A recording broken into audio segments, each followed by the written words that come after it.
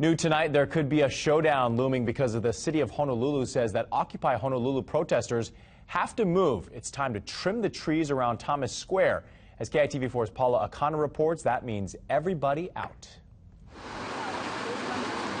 Monday morning, this sidewalk will close and red mesh fencing will surround it as the city begins maintenance work on Thomas Square. The canopy of trees that now shade the Occupy Honolulu campsite are a danger.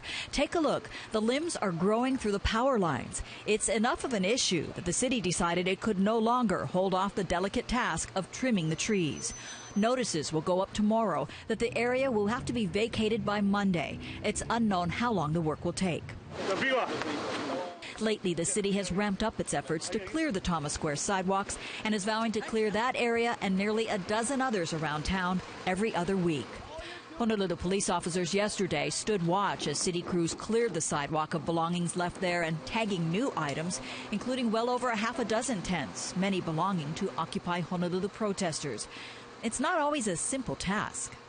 In Thomas Square in particular, there have been instances where people take down their tents and put up other tents in the exact same spot to try to thwart the city's ordinance.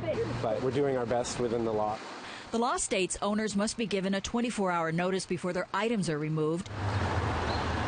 Look how protesters exploit that. Less than 24 hours later, after the tents were tagged, the cited tents have been removed and new ones were already up and occupied. A new proposal before the City Council would do away with the advance notice requirement. Well, that's something that will be in discussion with our lawyers. But as far as what the rest of the houseless population does is just suffer. Russell says they've won some of their legal battles and now have a hotline number dedicated to retrieving items. She says that's helpful, but only if you have transportation to retrieve your stuff.